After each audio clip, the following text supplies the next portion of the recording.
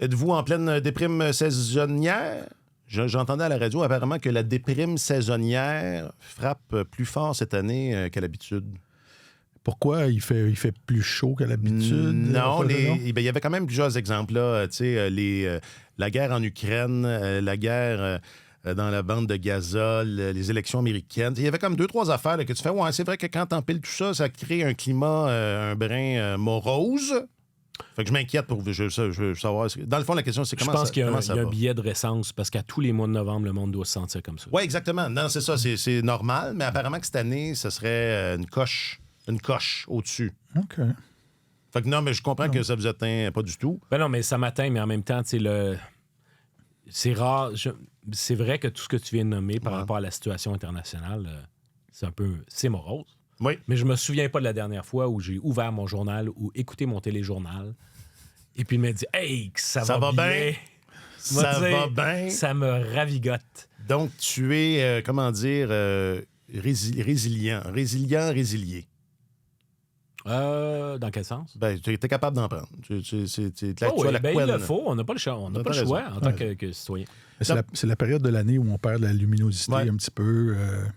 Je sais pas. Non, c'est ça, c'est normal. Il y a un de nos fils à la maison qui a toujours été un peu plus affecté à l'automne. Okay. C'était un petit peu plus... On voyait que c'était plus difficile. Ça jouait sur son moral. Puis on s'est rendu compte, c'est ça, que ça arrivait toujours à la même période de l'année quand commençait à faire noir plus tôt et tout ça. Il y a des gens qui sont plus affectés par ça.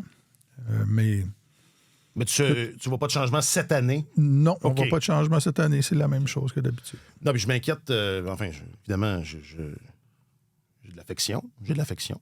T'es gentil. Puis c'est pas que je m'inquiète, mais je sais aussi qu'est-ce que vous faites dans la vie comme travail. Puis ça non plus, ça aide pas, là.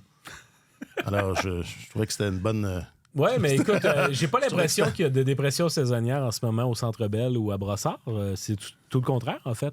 Les gens sont de bonne humeur? Ben là, ceux qui travaillent sur une base quotidienne ont retrouvé le sourire. OK. Tu veux dire dans l'entourage de l'équipe? L'équipe, ouais. Parce que 2 victoires... Non, moi, mes collègues, regarde, ils s'arrangent, là. Okay.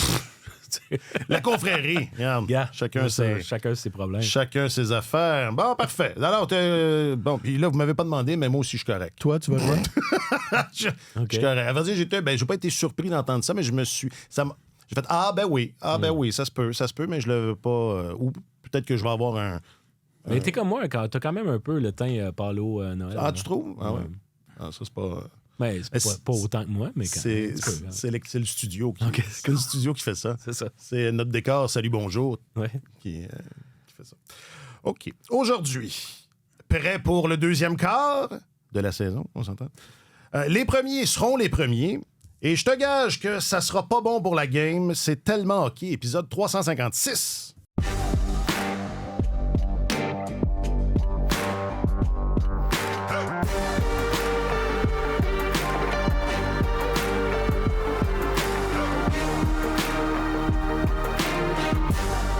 Finalement, on est peut-être un peu déprimé. Hein? C'est ce qu'on a constaté pendant le temps.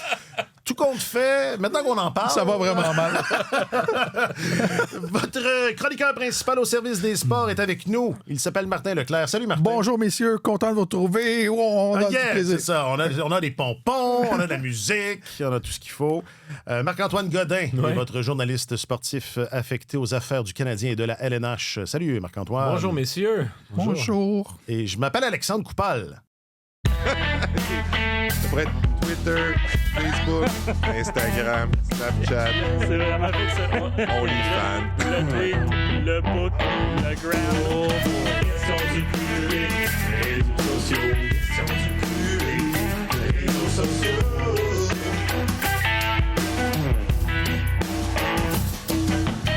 Questions du public, réseaux sociaux. Ben oui, pourquoi pas? À vrai dire, c'est tout ce qu'on a, aujourd'hui. Vous trouvez ça comment, un match par semaine? C'est long. C'est long longtemps. C'est long. C'est ça. La vie, c'est court, mais c'est long des petits bouts. Non. C'est un drôle de... On l'aura dit plusieurs fois, mais c'est un drôle de calendrier. On l'haït. On l'aime pas du tout. On l'haït. Puis le nombre de matchs du samedi qui ont lieu à l'étranger aussi, ça, c'est une autre affaire qui me fatigue. Ah bon? J'aime mes samedis soirs au Centre Bell. J'aime ça comme tradition. Au centre-ville, à la maison. Ouais. Ce sont les meilleurs soirs pour travailler samedi soir parce qu'il y a moins de journalistes. Ah oui? Au centre C'est vrai qu'il y a toujours moins de Mais monde. les gens ne le veulent pas samedi. travailler la fin de Il y semaine. a juste les vrais. Il y a juste C'est les ça. vrais qui sont là le samedi soir. Mais... On s'entend que si tu rêves de couvrir le Canadien, il faut que tu travailler le samedi soir. Ça va avec. Ben, écoute, la nouvelle génération, le journaliste sportif, Ouais. semble-t-il, n'ont pas reçu le mémo. Parce qu'il y en a... Non, mais tu sais que c'est des paresseux. C'est la génération de Non, génération non, de mais écoute, ce ne sont pas des paresseux. Je pense qu'il y a un accent plus grand qui est mis sur la conciliation travail-famille, sur la qualité de vie, puis tout ça, mais il y a des corps de métier que tu choisis. Tu peux pas, à mon sens, être journaliste dans une section des sports. Si tu veux pas travailler le soir et les week-ends. Ben non. Ça se passe C'est- pas mal là. Ça se passe. Même être journaliste en général. C'est 9 à 5 du lundi au vendredi. C'est rare que c'est. Exact. c'est ça. Alors, les jeunes, là, hein, tenez-vous là pour dire. Ferez pas le saut quand votre horaire va sortir. D'accord. On a demandé donc, on commence avec la question du public parce Ben que. oui, pourquoi? C'est rare. Parce que pourquoi pas? Ça, on le fait des fois, mais comme il n'y a pas de temps d'actualité chaude pour nous starter, ben, on va. Là, t'annonces-tu que servir de ça. finalement, on va parler dans le vide pendant 1 heure puis qu'on n'a rien à dire? Certains diront, n'est-ce pas ce que vous faites à chaque épisode? On leur dira. Les qu'en dira-t-on? On leur dira, laissez donc faire. On a demandé donc via les réseaux sociaux à quoi s'attendre du Canadien dans la prochaine tranche de 20 matchs. Parce que mine de rien, on a un quart de la saison derrière, puis on va y aller quart par quart. Bon, Marie-Ève sur Facebook, une amélioration, continue à construire sur les succès des derniers matchs. Raymond, toujours sur Facebook, ils sont sur une bonne lancée. 20 matchs, 20 défaites, Pierre, sur Facebook.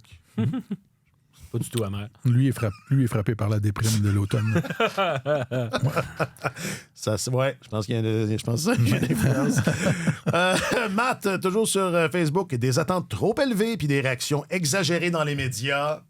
Ça, c'est pile dessus. C'est dessus. Ça, c'est pile dessus. Il l'a. Sur la Twitter, le 4 fringant. Non, c'est pas. Ben, c'était bon 4, là, mais c'est pas. Je pense que je me suis trompé. Ah, tiens, EBM sur Twitter, en anglais. Let's hope for a winning record, no serious injuries, and the emergence of Dak and Newhook. Comme quoi, on est dans les deux langues officielles. Donc, espérons. Lui, il fait de la luminothérapie, c'est sûr. Ouais, ben, écoute. C'est ça, c'est le pendant. Il est gonflable. C'est le pendant positif. Oui. Espérons donc une série de victoires et pas de blessures importantes et l'émergence de Dak et Newhook. Sur YouTube, de nouveaux proverbes de Martin Saint-Louis, suggère Guillaume. Ça aussi, peut-être qu'on en aura. En fait, est-ce qu'il commence à être répétitif, le répertoire d'anecdotes ou de figures de style de Martin? Ben, à un moment, c'est que tout le monde a son registre, c'est normal. Là. À un moment donné, il n'y a pas. Quand tu pas rencontres non les- plus le Dalai Lama. Là. Et même lui avait aussi son jardin, là, et on en fait le tour à un moment donné. C'est ça. Quand tu donnes un point de presse à tous les jours, à un moment donné, tu fais ça. C'est Absolument. normal. C'est Absolument. normal. On a tous nos marottes. Ouais. J'en aurais à sa place également. Ouais. Je trouve qu'il nous a quand même gâté de plus de métaphores et d'images que la moyenne des ours. Là. Je voulais quand même continuer avec celui que tu as sauté, le 4 fringant. Ah, là. OK. Ben, c'est Parce que je trouve ça particulièrement pertinent ce qu'il nous a dit. C'est juste que je pense que ce qui t'a confondu, c'est que c'était en 2 tweets. Ouais. Puis c'était plus Il y avait difficile une à lire. Là. parenthèse. Voilà, c'est ça, exactement. Là, moi, ça Alors, m'arrange. le prochain quart de la saison, il dit 9 matchs au Centre Bell, 11 en déplacement, ce qui est une mauvaise nouvelle vu la difficulté du Canadien à voyager. Mais peu de matchs contre les meilleures équipes. 2 fois Vegas, les Rangers, les Capitals, les Jets, les Panthers, le Lightning. Beaucoup de rencontres face aux derniers de la Ligue, comme Détroit, Columbus, Chicago, Nashville. Donc, en s'appliquant sur ces matchs-là et avec 1 ou 2 bons coups contre les top teams, le CH doit viser un bilan équilibré, voire positif, donc 500 ou mieux. Puis honnêtement, je trouve que il est pile poil dessus. Ben, j'ai une bonne nouvelle pour vous autres, c'est le 4 fringant qui anime la semaine prochaine. Parce que c'est vrai que c'est un excellent point. Puis j'ajouterais à ça que si vous regardez les écarts qu'il y a entre la dernière place dans l'Est et la dernière place donnant accès aux séries éliminatoires, il y a juste 3 points. Moi, enfin, c'était ça hier. Là, Ouais, mais ça, c'est complètement loufoque. Normalement, il y a, dans une saison normale, à la fin d'une saison normale, il y a entre 4 et 6 équipes dans une association, une conférence, qui vont jouer pour 500 ou moins. En ce moment, il y en a 9 Ouais.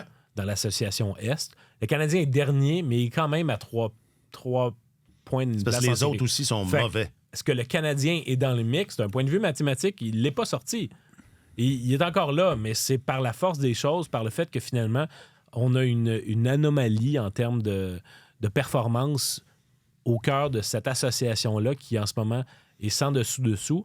On attendait depuis longtemps un changement de la garde au sein de les équipes qui ont été très, très bonnes pendant longtemps, quand est-ce qu'elles vont descendre, etc. Là, tu as quelques équipes qui jouent du 700, du 750, ça va super bien, mais la quantité d'équipes qui, finalement, sous-performent, c'est assez frappant. Puis si le Canadien veut demeurer, justement, au cœur de la course, ben, il faut que tu réussisses à aller chercher un maximum de points contre des équipes qui, justement, sous-performent en ce moment. Alors, quand Kent Hughes disait on va être dans le mix jusqu'à la fin de la saison, il disait pas on s'est amélioré, il disait la conférence s'est affaiblie. Ben, ça marche. Et voilà. Ça marche des deux bords. Ouais. Mais reste que... non, mais sentez-vous que... Il y a 2 semaines, on se disait, bon, ça va mal. Et soudainement, ce matin, on pourrait dire, hey, tout est possible. Ouais. Tu sais, je pense pas que les gens s'attendaient à voir le Canadien accéder aux séries cette année, mais c'était la façon de jouer. Là, c'était la façon dont le Canadien a disputé le mois d'octobre, c'était pire que ce qu'on avait vu lors des saisons précédentes, qui étaient clairement annoncées comme des saisons de reconstruction. Le niveau d'effort était inacceptable. Le camp d'entraînement avait été épouvantable. Alors, c'était normal, je pense. C'était tout à fait justifiable de réagir en disant c'est inacceptable ce qui se passe. Et là, on s'appuie sur un jeu défensif plus solide, puis on est en train de bâtir. En tout cas, on semble, depuis 3 matchs, on s'entend, là, c'est un échantillon très, très faible, mais on voit une volonté de redresser ça. On voit que les joueurs tirent de la fierté de ce début de redressement-là. Fait que ça annonce des bonnes choses pour la suite. Je pense que les partisans du Canadien sont extrêmement... Ils aiment beaucoup leur équipe, sont extrêmement généreux envers leur équipe. Ils comprennent que l'équipe est jeune, ils comprennent la reconstruction. Ils veulent juste voir un effort honnête soir après soir. Ils veulent voir une bonne bagarre, une bonne bataille entre les deux équipes. Et si les joueurs se présentent et qui tentent d'appliquer les bonnes choses, ils n'auront pas de problème. Participent aux séries ou pas, ils vont avoir la vague à la fin de la saison. C'est ça, les applaudissements et les chandails signés et tout ça. Ben oui, non, ça va arriver. C'est peut-être un point que j'ai fait valoir par le passé, mais si le Canadien avait vécu ses 15 premiers matchs plus tard durant la saison, ça aurait été plus facilement... ça se serait incorporé davantage dans le flow de la saison, puis dire, ben écoute, il y a des passages à vide, des moments qui vont mieux, ou d'autres qui vont moins bien. Mais quand tu commences de cette manière-là, ça peut pas faire autrement que de donner le ton à la saison puis te laisser croire que ça pourrait être comme ça durant toute l'année. Le Canadien n'est pas sorti du bois. Il pourrait perdre ses 3 prochains matchs, puis on serait ici assis la semaine prochaine puis se dire, ben finalement, c'était juste un mirage. C'est juste un soubresaut. Mais en même temps, les correctifs qu'ils sont en train d'apporter te laissent croire que, bon, oui, ils ont commencé la saison du mauvais pied, mais ça ne veut pas dire que parce que la première tranche de 15 matchs, ou peu importe, peut-être 13-14 premiers matchs, ça n'a pas bien été, que ça va rester comme ça toute l'année. C'est ça. C'était le seul narratif qu'on avait. Vu que la saison commence comme ça, là, peut-être que ça évolue, peut-être que... Il y a peut-être une embellie qui s'en vient. Ben, on ne peut pas l'écarter, en tout cas. T'sais. C'est pas certain que ça va se produire parce que, puis encore là, les équipes qui sous-performent dans l'association, il y en a quelques-unes là-dedans qui, à un moment donné, vont trouver leur élan puis vont se mettre à jouer du gros hockey. Les Bruins, hier soir, semblaient vouloir s'en sortir désespérément. Faisons une parenthèse avec ça. On en a parlé mardi avec les Bruins, je parle. Mardi matin... tu le pressentais? C'est grâce à toi, Martin? Non, je pense pas. Mais non, mais ça s'est fait... du temps que le balado soit publié, c'était confirmé, le congédiement de Jim Montgomery. Pensez-vous que... Là, c'est Joe Sacco qui est là de façon intérimaire. Comment vous envisagez cette situation-là à court terme? Pensez-vous que ça va être long? Ça va être un long intérim? Écoute, moi, j'ai été surpris de voir que la direction des Bruins a choisi un adjoint qui est en poste depuis... Ça fait combien de temps qu'il est là? Ça fait 11 ans, 14 ans? Ça fait longtemps qu'il est là. C'est ça, t'as écrit Joe Sacco. Il était là avec Claude Julien. Il était là avec Bruce Cassidy. Puis, un adjoint qui est là de longue date, ça veut dire que c'est le gars qui réconforte les joueurs, qui leur parle, qui leur donne une tape dans le dos quand ils sont rayés de l'alignement et tout ça. Et c'est très... Historiquement, on a vu dans la Ligue nationale, c'est très difficile pour ces gars-là d'être porté dans le rôle d'entraîneur-chef du jour au lendemain, parce que là, tu deviens celui qui raye des gars de l'alignement, qui est obligé, quand tu arrives comme entraîneur en chef, c'est parce que ça va mal. Il faut que tu redresses les choses. Et donc, ça prend vraiment un appui très fort du groupe de leaders. Ça prend un alignement des as qui est assez important pour que ça fonctionne. Et je me disais, si la haute direction des Bruins a vu ce gars-là dans sa cour depuis 11 ans et plus, et qu'on ne l'a jamais choisi pour avoir le poste d'entraîneur en chef, pourquoi maintenant? Il était là quand ça allait mal au début de la saison aussi. En tout cas, on verra ce que ça donnera, mais hier, c'était pas les mêmes Bruins. Là. Moi, j'ai vu plusieurs matchs des Bruins depuis le début de la saison qui semblaient désintéressés, qui semblaient... Ça ressemblait pas du tout. C'était pas la même implication défensive et tout ça. Et hier, ça jetait les gants, ça bousculait. Il y avait vraiment de la hargne dans leur jeu. Alors, s'ils reprennent le droit chemin comme ça, la tendance va changer dans la conférence de l'Est. Là. C'est vrai que Joe Sacco, ça fait longtemps qu'il est là. Il a déjà été entraîneur-chef de l'Avalanche du Colorado. C'est lui que Patrick Roy avait remplacé. Exact. À l'époque. Mais là, c'est vrai que ça fait très longtemps qu'il est là. Et à mon sens, je ne sais pas si c'est une décision d'orgueil, mais quand tu... Parce qu'il y a aussi une question salariale, peut-être, qui rentre en ligne de compte. C'est-à-dire que si le gars qui est déjà dans les livres fait le travail, ben pourquoi payer une personne de plus? Il y a peut-être de ça. Ça, c'est une mentalité de gagnant, ça. Mais les Browns, ils comptent leurs sous. Ça a toujours été comme ça. Sauf que il y a peut-être une question d'orgueil là-dedans parce que si jamais les Bruins réussissent à vraiment faire changer le navire de côté avec le personnel qu'ils ont, sans changer fondamentalement le visage de leur équipe, bien là, à ce moment-là, ça va lancer le message que la faute, c'était le coach. Puis que dans le fond, on change la personne derrière le banc, on met une nouvelle personne en charge, quelqu'un qui va s'y prendre de la bonne manière avec les joueurs qui sont là, avec ses leaders, et puis l'équipe va bien aller. Si finalement Joe Sacco reste là, puis les choses vont bien, mais on va pouvoir se dire, bien finalement, c'est ça, ils ont identifié un coupable, mais ça se peut très bien. Je pense que si on veut s'en tenir à dire que Montgomery était le seul responsable des manquements de cette équipe-là, je pense que ce serait se mettre un doigt dans l'œil, parce que tu regardes, la ligne de centre de cette équipe-là est déficiente. Les acquisitions, Elias Lindholm, ça ne fonctionne pas. Nikita Zadorov, ça ne fonctionne pas. Il est extrêmement indiscipliné. Jeremy Swayman devant le filet... Gascon trop d'argent. parlé. Oui, ben, c'est trop. Il gaulait mieux quand il était plus pauvre. Ben, écoute, Montgomery avait un... Il était plus affamé. Oui, c'est ça. Là, il est repu. Il avait un gros chat repu. Oui. Montgomery comptait sur le meilleur duo de gardiens de la Ligue nationale. Puis là, il ne l'a plus. Il y avait également... C'est une équipe qui voulait... La haute direction voulait donner une tangente plus offensive aux Bruins. Mais tout ce qu'ils ont fait, ils ont perdu Jake DeBrusk, qui était, somme toute, un de leurs bons francs-tireurs. Puis là, ils ont amené Elias Lindholm, puis lui, il fournit pas. Ça décolle. Il n'a pas marqué hier. Je pense qu'il a marqué hier. Mais là, Montgomery le décrivait comme étant un joueur complémentaire. Fait que ça fait mal quand tu payes ton gars comme étant un centre numéro 1, puis dans le fond, il est perçu par l'entraîneur comme étant un joueur complémentaire.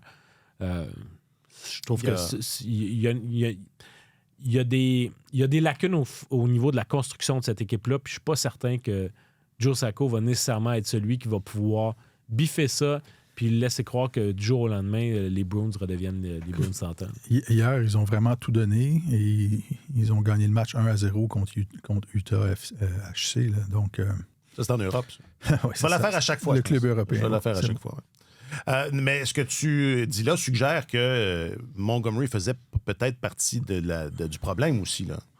Parce qu'une équipe qui mange les bandes une fois que le coach est congédié... il y a toujours un soubresaut. C'est juste un match. Les études scientifiques, tout sport professionnel confondu, démontrent que quand une équipe perdante, dans la très, très, très, très grande majorité des cas, quand une équipe perdante procède à un changement d'entraîneur, il y a un petit soubresaut et qu'après un certain temps, ça revient à la normale. Si tu as vraiment une mauvaise équipe. Il y avait les Oilers, par exemple, la saison dernière, ça a été une exception à ça. Mais toutes les données statistiques disaient que c'était une anomalie. Ils avaient un taux de succès sur les chances de marquer de qualité, un taux de succès qui était vraiment inférieur à ce que ça devait être. C'était comme une bombe à retardement. Là. Fait que c'était un cadeau qu'on a servi sur un plat d'argent à nos blocs, le nouvel entraîneur qui est arrivé. Mais habituellement, une équipe perdante, il y a un petit soubresaut, puis le naturel revient au galop. Mm-hmm. Alors, à surveiller. Puis, comme on le disait, c'est un gros domino, les Bruins, là, dans l'échiquier. C'est un domino dans l'échiquier de l'association. Ah oui, il y a un top 4 dans la division Atlantique qui est là à toutes les années en séries éliminatoires. Là. Un domino dans l'échiquier, d'accord? Il va y avoir un congé de TPS là, sur les jeux de société. Profitez-en. Mais j'ai hâte de voir si c'est les Bruins qui s'enfargent, quelle équipe va en profiter. Je pense qu'il y a une opportunité qui est là à saisir pour les sénateurs d'Ottawa. Ils sont quelques prétendantes, là, mais oui, les sénateurs, c'est certainement eux, ils ont développé, ils ont multiplié les façons au fil des ans de s'auto-pelure, de bananiser. Mais je pense que c'est quand même une équipe qui est prête à prendre le relais. Enfin, la porte ouverte, on a tellement dit c'est réglé déjà dans l'Atlantique, il y a 4 équipes, puis bonne chance pour essayer de les déloger. Mais là, les Bruins ont ouvert la porte pour qu'ils se fassent remplacer par une autre équipe. Je ne sais pas si ce sera les Sabres. Je ne sais pas si ce sera les Sénateurs. Ça ne semble pas du tout être parti pour être les Red Wings de Détroit. Ils l'ont remporté hier, mais c'est une équipe qui est dans les câbles à l'heure actuelle. Je ne serais pas surpris que les Red Wings procèdent au prochain changement d'entraîneur. Ah oui! Parenthèse dans la parenthèse, j'ai trouvé qu'on avait plusieurs confrères qui étaient prompts. Il y a un entraîneur congédié. Qui sera le prochain? C'est comme... Ouais, mais c'est parce que... la nouvelle vient de tomber, puis qui sera le prochain, Joe? Oui, c'est sûr que... Écoute, il y a peut-être un narratif. Les gens cherchent l'angle suivant, là, évidemment, mais sauf que... On arrive à la Thanksgiving aussi, là, c'est la période. Oui. Puis la réalité dans le hockey d'aujourd'hui, c'est que c'est une porte tournante, les entraîneurs-chefs.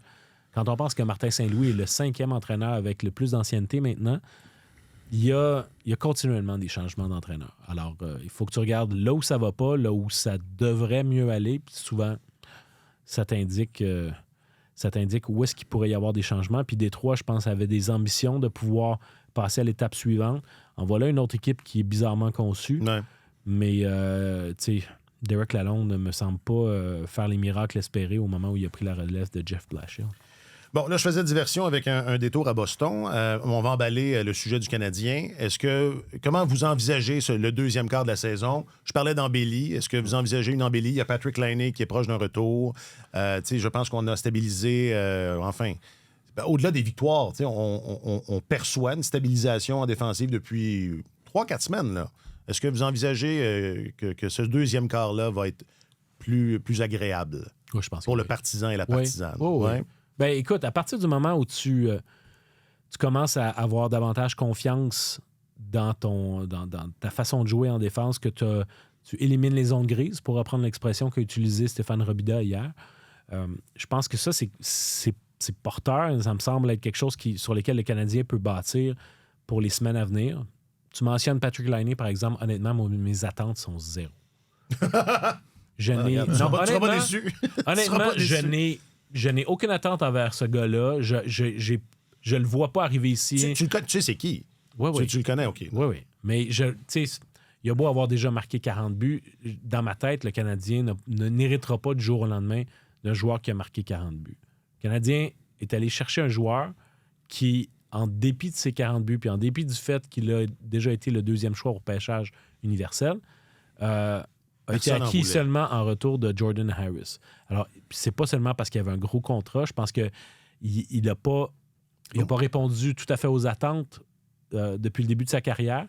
Alors, ce sera une heureuse surprise pour moi s'il a trouvé un élan pour donner un second souffle à sa carrière, s'il a une nouvelle détermination dans son jeu et si en plus il réussit à marquer des buts. Ça va être bien le fun. Je pense qu'il va améliorer le Canadien. Mais je pense qu'il ne faut pas non plus se dire, là, maintenant que Patrick Laine est là, les choses vont bien aller. Je ne crois pas que ce gars-là va être un sauveur pour le Canadien. Il va subitement transformer l'équipe en prétendante, prétendante aux séries. Si jamais le Canadien reste dans la course, ce ne sera pas nécessairement à cause de lui, mais beaucoup plus à cause des jeunes joueurs qui auront continué leur progression. Moi, quand cette transaction-là a été faite, je trouvais que c'était beaucoup plus un vote de confiance à l'endroit de Martin Saint-Louis qu'à l'endroit de Patrick Laine. Parce que Martin a réparé des joueurs qui sont arrivés à Montréal, qui sont devenus plus performants. Le Kirby Dach va pas très bien, mais on a vu des pointes intéressantes. Fait que c'est ça. Il a bien travaillé avec des jeunes. On l'a vu avec Slavkovski. Caulfield, en ce moment, là, le jeu d'ensemble de Caulfield est grandement amélioré. Il a fait un meilleur joueur de hockey avec lui. Fait que c'est ça. Être dirigeant d'équipe, tu dis, OK, ce gars-là traîne, il n'y a personne d'autre qui le veut, on a de la place pour prendre le salaire. Notre entraîneur est bon pour relancer des joueurs, pour leur parler. Il y a le statut de membre du Temple de la Renommée quand il leur parle dans les yeux pour dire, écoute, voici, amuse-toi, fais ce que tu sais bien faire, mais si tu peux faire ces 2-3 petits ajustements-là, on va être content. Les gars reprennent leur élan. Fait qu'on verra, j'ai hâte de voir. C'est le trait distinctif du règne de Martin Saint-Louis à date, le trait dominant, c'est ça, c'est qu'il a été bon pour améliorer les joueurs individuellement. Puis là, on est rendu à la phase collective, puis on regarde tout ça aller avec intérêt, voir s'il va être aussi bon dans ce domaine-là. Tu sais, Alex, je sais que tu n'es pas un gars de baseball, mais je vais quand même me permettre un petit crochet de 2 secondes. Qui est le sport ultime, là, le baseball. Fait que, puis Martin va me comprendre, il va me suivre. On joue là-dedans. avec une ceinture pour Mais tenir ses pantalons. Oui. Une autre époque, les expos. Oui. Ça me dit que je connais ça. Okay. Était spécialiste dans ce qu'on appelait, c'est un anglicisme, les projets de réclamation. Oui, oui. Ron LaFleur. Alors que ce soit, moi, mais ça, Ron LaFleur, c'est un petit peu avant moi. Mais moi, j'ai connu Dennis Martinez, Pascual Perez, Oil Can Boyd, Otis Nixon, des hommes troublés. Tous des noms. Ah oui, OK. Tous des hommes troublés qui finalement ont. Oil Can Boyd, ça a été la fin de sa carrière, mais il a fini sur une bonne note quand même parce qu'il était, il a bien lancé avec les Expos. Mais c'est des gars qui se sont retrouvés, qui ont connu du succès à Montréal, simplement parce que les Expos disaient, OK, comment nous, on peut prendre un joueur qui nous est offert à bas prix, puis essayer d'en soutirer le maximum, puis ils n'étaient pas assez maîtres dans cet art-là. Ils ont transformé Dennis Martinez en lanceur vedette. Oui. Mais alors, je trouve qu'à l'échelle du Canadien... Ron LaFleur avait fait des vols à main armée. Il avait fait de la prison. Il était à la prison. C'est devenu une superstar à Montréal. Oui, j'ai un livre d'ailleurs qui s'appelle « De la prison au majeur ». Je sais pas si... Est-ce que ça parle de lui? Oui, c'est sa biographie. C'est sa biographie. Sinon, c'est un drôle de hasard. Ouais. Mais alors, j'ai l'impression qu'à l'échelle du Canadien, Patrick Laine, c'est un projet de réclamation. Alors, ça peut très bien tourner, puis ce serait formidable que ça le fasse. Ce serait un beau pari. Mais... encore une fois, je ne pense pas que ce soit nécessairement lui. On ne doit pas miser sur lui pour faire en sorte que cette saison-là soit un succès, que cette reconstruction-là soit un succès. Il va être peut-être plus un addendum. Juste par sa tenue vestimentaire, je trouve qu'il apporte déjà quelque chose à l'équipe. Il est très flamboyant. Ça, vraiment, il ressort beaucoup sur la passerelle de presse. Je me dis, wow, moi, j'ai de l'admiration pour ça. Quelqu'un qui ose ressortir comme ça, c'est une affirmation. Voilà. Alors, s'il s'affirme autant sur la patinoire, c'est une ville de mode, Montréal aussi. T'as raison, une ville élégante. Il cadre bien dans l'ensemble. Un peignoir de velours, tu sais, un peu... pourquoi pas s'habiller comme Hugh Hefner au Centre Bell. Comment il s'appelait le deuxième, celui que tu as nommé avant Dennis Martinez, là, le joueur de baseball? Pascual? Non. Oil Can Boyd? Comment? Oil Can, la canette. Dennis, la canette d'huile. Oil Dennis Can Boyd. Ça, c'était son surnom, Oil Can. Alors, mais c'était Dennis, son prénom. Je propose comme titre, Jacques-Alexis, pour l'épisode, est-ce que Patrick Laine sera le Old Can Boiled? Et les personnes ne comprendront rien. Non. Surtout pas quand c'est nommé comme ça. Ça s'écrit comme ça se prononce, Jack. Je te laisse avec ça. Bon, c'est assez pour le Canadien. Ouais. Peut-être un peu de Stéphane Robida, puis après ça, on va philosopher. On a même déjà dépassé. On a fait plus que ce on voulait. Je pense que c'est d'essayer d'éliminer les zones grises. Essayer de rendre la game le plus blanc et noir possible. Quand il y a des zones grises, mais c'est là souvent qu'il y a de la confusion. Puis c'est d'essayer de... Des fois, c'est en parlant avec les joueurs, puis c'est des petits ajustements que des fois tu peux faire qui font en sorte que la game est justement plus clair plus clair. Fait que c'est de la confusion. Après ça, il y a la communication, bien entendu. Puis c'est tout le monde comprendre bien son rôle dans les différentes situations. C'est sûr, le fait aussi de passer un petit peu moins de temps dans notre zone. Défendre le rush comme à nos attaquants et se replier rapidement. Il y a plus, il n'y a pas juste une chose. Ça part des fois dans la zone offensive. Fait que, quand tu manages bien la rondelle, quand tu joues mieux avec la rondelle, tu passes plus de temps dans la zone offensive, bien, c'est une bonne façon de ne pas avoir à défendre, justement. Stéphane Robida, qui était disponible pour les médias, c'était hier. Oui. Trouvez-vous qu'ils sont assez disponibles, les autres? Ils le sont beaucoup plus. Oui, ils le sont beaucoup plus que sous la précédente administration. Ouais. Fait que ça, c'est bienvenu parce que ça permet d'entendre une voix différente, de poser des fois des questions différentes. Absolument. Ça donne congé aussi à l'entraîneur-chef. Des fois, c'est bienvenu parce qu'on le sait tous là, que l'entraîneur-chef du Canadien donne plus de points de presse que le premier ministre. Mm-hmm. Alors, ça, c'est agréable. Martin Raymond, pas Martin Raymond. Éric Raymond, pas Martin. Oui, Éric. Que l'on salue. Oui, on salue les deux. Oui. Oui. Oui, Martin aussi. Mais Éric Raymond, lui, n'est pas... est loin des projecteurs. Mais on a parlé à Trevor Letowski. On lui parle peut-être 1 ou 2 fois par année. Même chose pour Stéphane. Ouais. Fait que ça, c'est le fun. Raymond, l'entraîneur des gardiens. Oui, exact. Pour ceux qui... Alors, voilà, c'était Robida, donc sur le resserrement défensif. Je disais, on va philosopher un peu. Martin, tu as chroniqué On t'inspire. Hein? J'aime ça quand tu cites le balado dans tes chroniques. Je fais on sert à quelque chose. Est-ce que tu as remarqué que je fais des... Ça fait quelques fois, là. Écoute, je me fais un devoir de le citer. Et naissent des fois des conversations... c'est ça, qui amènent, qui peuvent aller plus loin. Et là, même que dans ce cas-ci, c'est conjoint. C'est le balado et l'auditoire Exact. qui t'a inspiré. Donc, tu as chroniqué sur les premiers choix. C'est quelque chose dont on avait parlé. Il y a toujours un biais très positif sur les premiers choix. C'est vrai au hockey, mais je pense que c'est vrai aussi dans tous les sports. Mais on t'a fait parvenir une étude sur... là, je cherche l'expression dans tes notes, je veux pas la... Sur le piège des coûts irrécupérables. Voilà. Et ça, pour les gens à la maison, c'est un concept qui est facile à comprendre. C'est comme si vous achetez, mettons, une voiture, pour une voiture d'occasion, là, un classique, mettons, là, je sais pas, une vieille Corvette ou une affaire de même. Puis là, vous payez ça cher. Un vieux Cutlass. Et là, vous êtes pris d'affection pour, là, vous avez payé un certain prix parce qu'il y avait de la demande. Puis là, les freins sont à refaire, là, vous mettez de l'argent, là, il y a ci qui ne marche pas, là, vous mettez de l'argent, là, finalement, il y a une brûle de cigarette, vous mettez de l'argent, puis ça n'a pas de fin. Eh bien, mais vous remettez de l'argent toujours parce que vous avez mis beaucoup d'argent au début. C'est ça, vous dites, je l'ai payé cher, cette voiture-là, je vais la réparer, mais finalement, on ne cesse pas d'engloutir, ou simplement... le type qui va au cinéma puis qui paie son billet, arrive avec son popcorn et sa boisson gazeuse. Le film est franchement mauvais. Et après 20 minutes, il se dit, c'est épouvantable ce film-là, qu'est-ce que je fais ici? Mais il ne veut pas sortir de la salle parce qu'il se dit, j'ai payé mon billet, donc je vais... Alors, il aggrave, donc, c'est un biais cognitif qui est irrationnel. Tu aggraves ta situation au lieu de juste...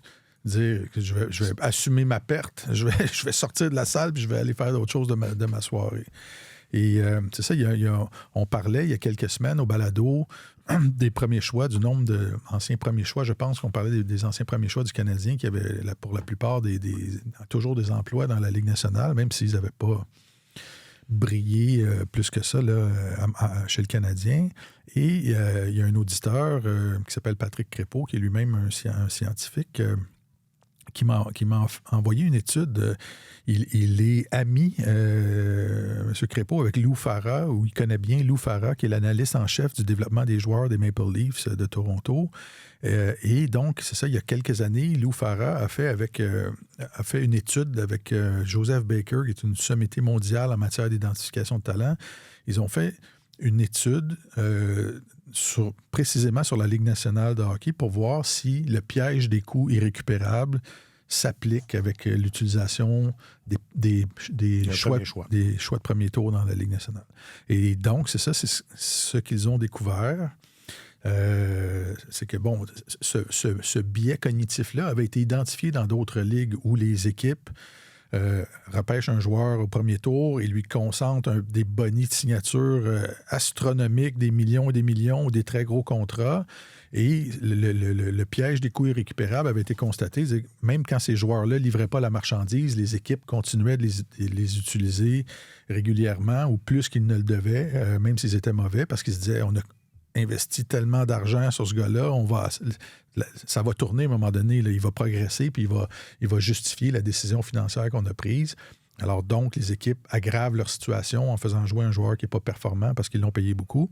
Sauf que dans la Ligue nationale, les salaires des recrues sont plafonnés par la convention collective. Alors, tu ne prends pas un grand risque financier quand tu sélectionnes un joueur au premier tour. Tu peux pas lui... C'est le même risque. C'est le même risque pour tout le monde et ça ne représente pas une somme catastrophique sous le plafond salarial. Mais malgré ça, ils ont découvert, les chercheurs, que les choix de premier tour, en général, même en comparant avec 9 données statistiques objectives, et parmi ces données-là, statistiques objectives, il y avait le nombre de chances de marquer de qualité obtenues quand ce joueur-là est sur la glace, le nombre de chances de marquer de qualité de l'adversaire, le pourcentage de tirs qui résulte en des buts quand ce joueur-là est sur la glace, le pourcentage de tirs de l'adversaire qui résulte en des buts quand ce joueur-là est sur la patinoire, le nombre de revirements qu'il commet, le nombre de fois qu'un joueur soutire la rondelle à l'adversaire, etc. Alors, ils ont établi, en vraiment comparant ces statistiques-là, que les choix de premier tour jouent au cours d'une saison, en minutes de jeu, l'équivalent de 5 matchs de plus qu'un choix de deuxième tour, même s'ils ont des statistiques inférieures au choix de deuxième tour. Alors, c'est quand même... C'est un biais important, c'est un biais cognitif important.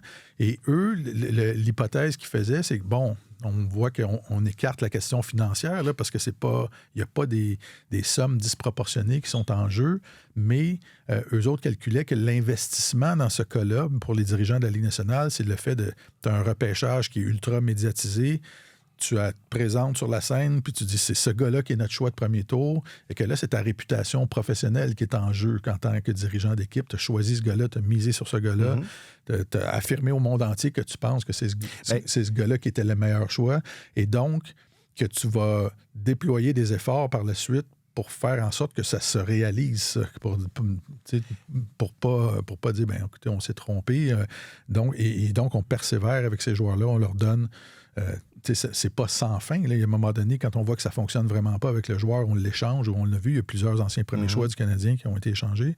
Mais fait que ça, c'était un des facteurs. On disait probablement que d'un point de vue organisationnel, il y a cette volonté-là de prouver qu'on avait raison. Et l'autre, il y avait peut-être une pression. Une autre hypothèse qui était faite, c'était que l'entraîneur qui est derrière le banc, il sait que son patron va mal paraître s'il ne fait pas jouer ce choix de premier tour-là. Il y a une relation de pouvoir entre le directeur général et l'entraîneur.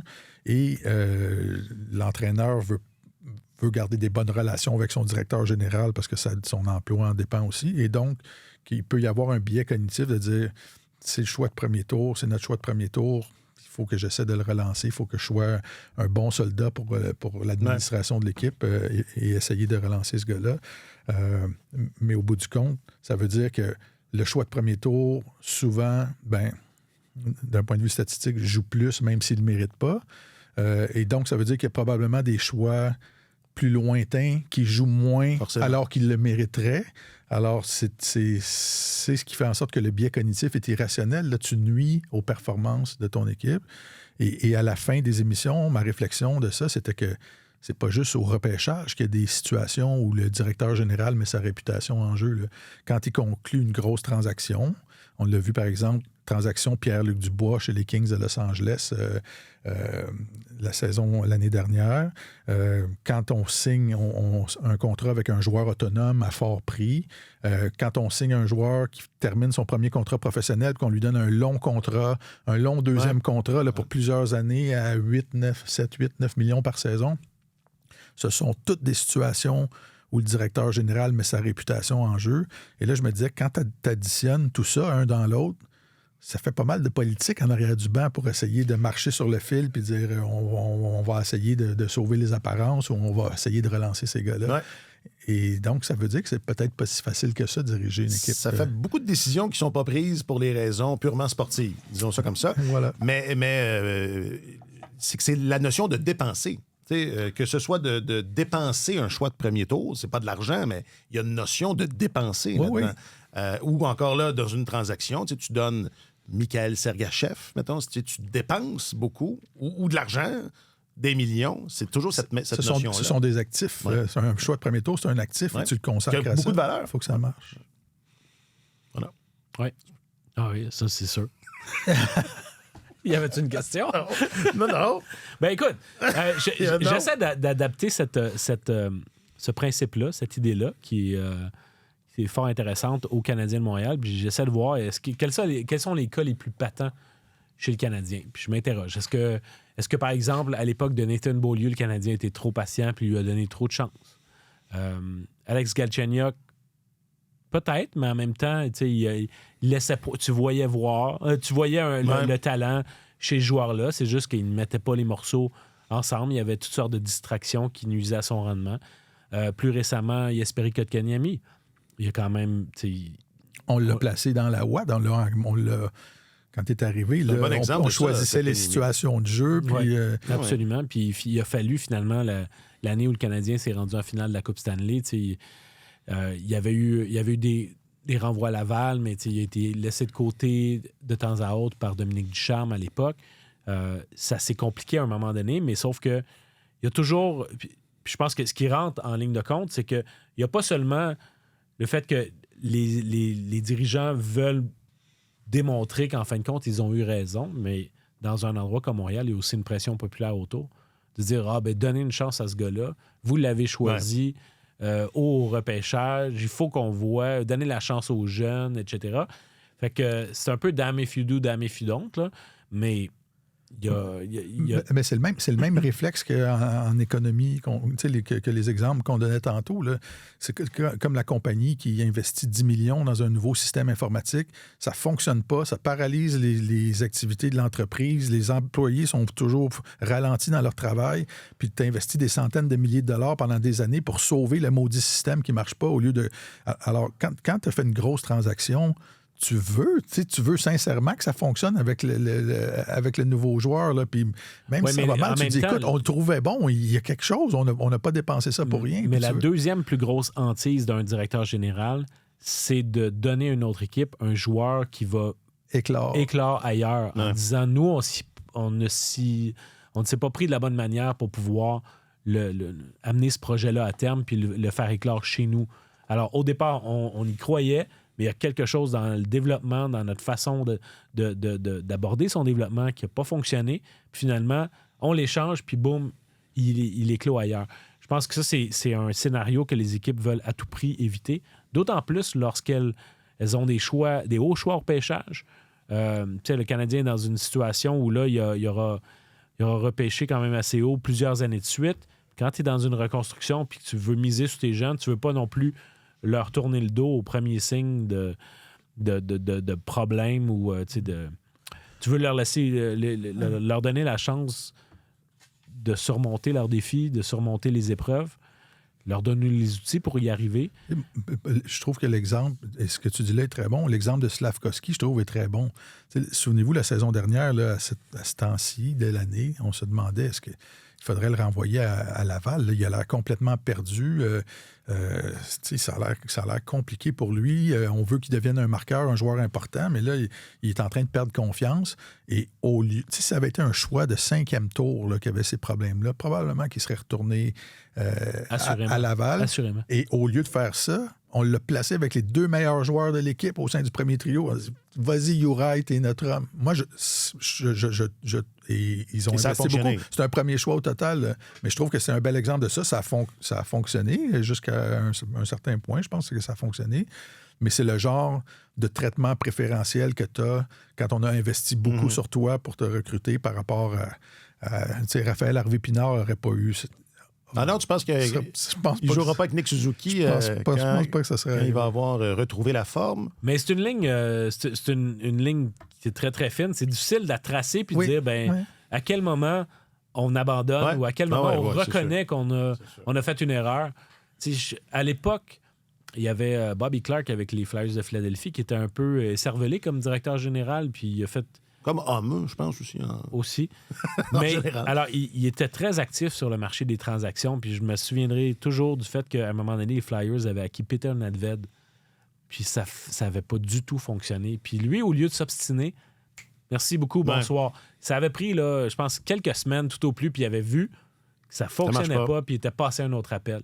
Puis je pense qu'à un moment donné, c'est une belle qualité chez un directeur général de pouvoir garder cette disponibilité d'esprit-là, puis de se dire, OK, on voit qu'on prend acte du fait que les choses ne fonctionnent pas, puis on trouve une solution tout de suite au lieu justement de s'obstiner. Mais quand c'est très délicat, surtout, c'est une chose quand il est question des échanges, mais quand il est question des choix hors pêchage, je trouve que c'est encore plus délicat de trouver le moment de dire quand est-ce que tu t'acharnes, puis à quel moment aussi tu fais juste donner une chance aux joueurs de se trouver, puis tu l'entoures de la bonne manière. Elle est où la ligne? C'est ce que Rob Blake a fait avec Pierre-Luc Dubois aussi. Et je ne sais pas si vous partagiez cette opinion-là. Mais ça va bien, Washington, là. Ben moi, je trouvais que c'était une erreur de la part de Blake d'avoir corrigé ce que lui... Mais tu parlais de non, il a Bobby reconnu Clark. que ça allait pas fonctionner. Exactement. Mais enfin... Ouais, ben c'est ça. Comme tu dis, la ligne est... C'est parce que dans le fond, on a plusieurs exemples où le traitement préférentiel a payé. L'exemple à Los Angeles, c'est l'exemple d'un dirigeant qui a dit on va pas s'acharner, qui a fait le contraire, qui n'est pas tombé dans le piège des coups irrécupérables. Eux, ils ont dit... Il aurait peut-être dû. Ils l'ont peut-être fait vite parce que là, tu vois, à Washington, Dubois, il produit pas... il ne produit pas beaucoup offensivement, mais tu regardes toutes ces statistiques de possession de rondelles et tout ça. Il joue contre les meilleurs trios adverses soir après soir et il y a des scores excellents. Là. Puis, et les Capitals vont très bien. Hein? Puis les Capitals vont bien. C'est ça. Alors, c'est ça. Non, mais donc, et tu parlais de Slavkovski, oui. Le taux préférentiel, le traitement, préférentiel, je renégocie mon hypothèque. Non, c'est pas vrai. Le traitement préférentiel lui l'a servi, je pense, oui. alors qu'on ne s'attendait pas à ça. Puis mais tu vois, ça a recommencé encore cette année. Le Slavkovski n'a pas eu un bon début de saison. Puis on a été très, très, très, très patients. Ouais. Puis on travaille avec lui, puis on essaie de On est l'aider. toujours. Puis là, il a été cloué au banc quelques minutes le samedi dernier. Puis là, ça a fait toute une histoire, mais il n'y en a pas eu beaucoup, des coups de semonce. Là, Alors, ça démontre peut-être que cet effet-là, c'est super. C'est ponctuel aussi. Une journée, c'est vrai, puis bon, il faut que ça s'inscrive dans le temps. Mais d'un point de vue statistique, ce que les chercheurs disaient, c'est ça, le gars, Lou Farah, qui est devenu le directeur, l'analyste en chef du développement des joueurs des Maple Leafs, au moment où il a fait cette étude-là, il travaillait pour les Rangers du Texas. Il était conseiller spécial en acquisition de talent. Et après la publication de cet article scientifique-là, il a été embauché par les Maple Leafs de Toronto. Alors, si tu ne veux pas tomber dans ce piège-là, si tu ne veux pas tomber dans ce piège-là, dans ce biais cognitif-là qui est irrationnel, il faut que tu en reconnaisses l'existence au départ. Je trouvais ça intéressant comme histoire. Mais il n'y a pas de solution comme telle. C'est un phénomène qui est identifié, mais il n'y a pas non plus de dire voici la cure contre ça. Ouais, ben, la solution, c'est en être conscient. Ce dont on discute depuis quelques semaines, c'est « you eat what you kill ». Si tu regardes objectivement ce qui se passe sur la patinoire et que tu dis, peu importe que le gars soit arrivé au camp d'entraînement comme invité, et puis qu'on lui a donné un contrat comme joueur autonome, il est meilleur que le gars qu'on a choisi au premier tour. C'est lui qui joue parce que c'est lui qui joue le mieux. T'es supposé de faire ça, t'es supposé de regarder ça objectivement puis de dire « Désolé, mais on t'a choisi au premier tour, mais c'est l'autre qui joue mieux que toi. » Mais c'est ça, pour être capable de faire ça, il faut que tu sois capable de reconnaître que ce biais cognitif-là existe puis qu'il faut que tu fasses en sorte qu'il ne s'applique pas. Quand t'en es conscient, c'est certainement mieux d'en être conscient que pas. Exact. Et moi, ce que je vais retenir, là, c'est que les Maple Leafs ont embauché un gars de baseball pour leur département analytique. Il y en a beaucoup d'échanges. Il y en a beaucoup d'échanges entre le hockey et le baseball. Tu sais, les analyses analytiques, les données analytiques et tout ça, ça s'est implanté au baseball bien avant au hockey. On a commencé à travailler des systèmes au hockey, mais j'ai eu des exemples au cours des dernières années, des directeurs généraux de la Ligue nationale qui se sont assis avec la direction d'une équipe de baseball majeur et les deux groupes d'analystes de données ensemble pour dire comment vous travaillez, vous autres, qu'est-ce que vous faites, comment vous procédez. Il y a une proximité là-dedans. Il y a beaucoup de gens qui essaient de puiser dans les cerveaux des analystes de baseball parce que c'est le sport ultime. Voilà, c'est ça. Et c'est pour ça qu'il y a beaucoup de buts sur balle qui sont donnés aux Maple Leafs.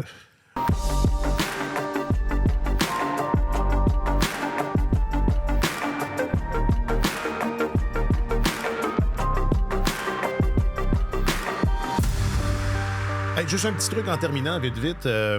C'est Martin qui a amené ça à mon attention. Je n'avais pas vu. C'est un dossier de The Athletic ou un article sur. Un sondage. Un sondage sur les joueurs qui sont harcelés. Bon, on savait que le pari sportif, c'était une plaie. Hein? Il n'y a pas de nouvelles là. C'est une plaie. On est dans les publicités. On fait maintenant pendant les entr'actes, on fait des segments qui sont courts, là, mais enfin, ça dépend des réseaux, remarquez, mais des segments là-dessus. Il y a un problème d'hygiène sociétale aussi avec ça. Là, ça crée de la misère. Évidemment. Puis cette misère-là s'est rendue que, justement, elle invective directement les joueurs sur les réseaux sociaux. Parce que entre toi et moi, si Samuel Montembeault laisse passer 3 buts alors que j'ai misé sur le Canadien, c'est de sa faute. Et que j'ai perdu 10 000... Ouais. Je suis pas de bonne humeur, puis c'est de sa faute, puis ça arrive. C'est ça qu'on constate. Les joueurs sont de plus en plus interpellés direct de la façon dont je viens de le décrire. Oui. Je vais en parler rapidement parce que Marc-Antoine va rater l'entraînement du Canadien.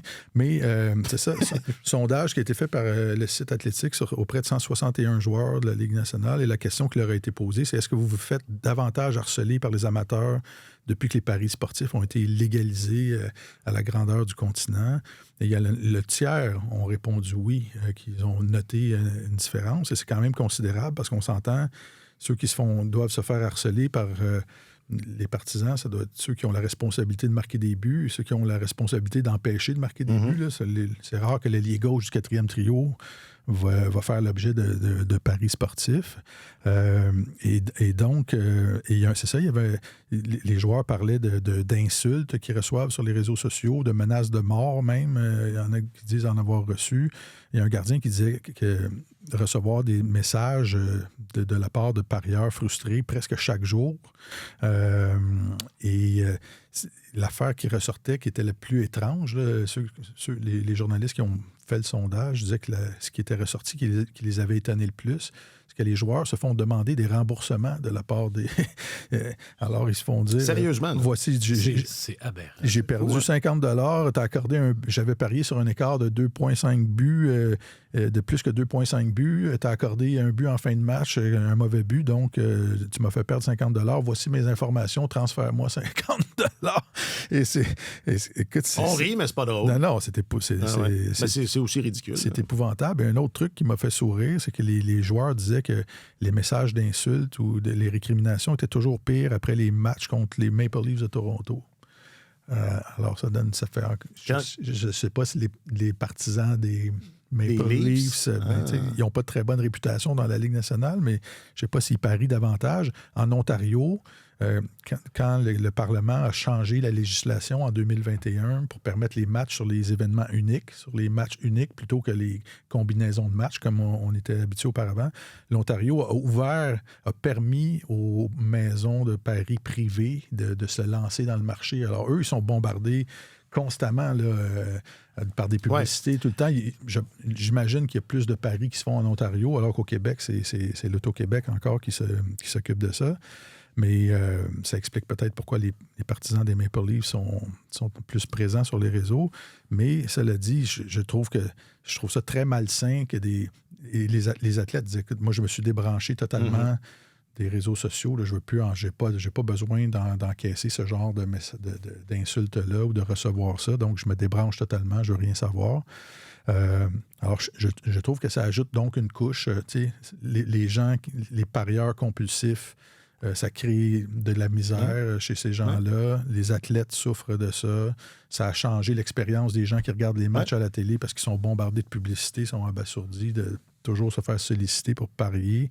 Alors, ça n'a pas apporté, à part d'apporter de l'argent dans les coffres des ligues et plusieurs médias qui bénéficient de cette publicité-là, ça n'apporte pas grand-chose de sain au monde du sport, les paris sportifs. La Ligue récolte ce qu'elle sème en ce sens-là. Puis je pense que ce que ça révèle comme enquête, c'est que on avait beaucoup l'impression au départ que le principal risque à l'égard des paris sportifs, de les permettre, là, c'était de corrompre les joueurs. Puis c'était le fait qu'eux-mêmes se placent dans une position où ils pourraient choisir d'influencer les résultats par leur propre performance. On a vu des joueurs suspendus. On ne voyait pas ça avant. Il y a eu plusieurs joueurs dans plusieurs ligues, le NFL, Ligue nationale. Exact. Il y a eu évidemment au tennis, ça a été très fréquent. Il y en a eu dans le soccer également. Puis il y a eu, évidemment, au baseball, la vieille histoire de Pete Rose, plus récemment, du traducteur de Shohei Ohtani. Alors, je pense qu'on s'attendait, on craignait, quand ils ont ouvert les vannes, que ça puisse se produire aussi dans le hockey. Mais je pense que ça s'est apparu peut-être comme un effet pervers qui était un peu inattendu. Mais la proximité aussi du contact des amateurs avec les athlètes fait en sorte que finalement, les amateurs peuvent s'adresser directement à eux.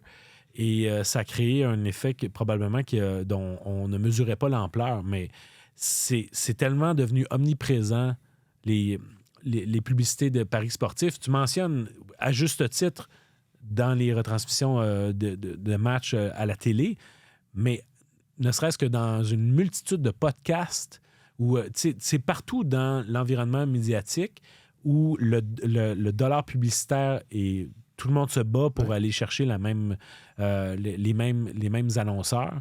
Là, tu as toute cette industrie du pari sportif qui est débarquée puis qui a dit, nous, on en a de l'argent à dépenser puis on va vous en donner, on va vous financer pour... Ça tombe bien parce que les médias en avaient grandement besoin. Et en ont toujours besoin. Absolument. Sauf que ça a ouvert une canne de verre, là, ou du moins une boîte de Pandore, devrais-je dire. Tu sais.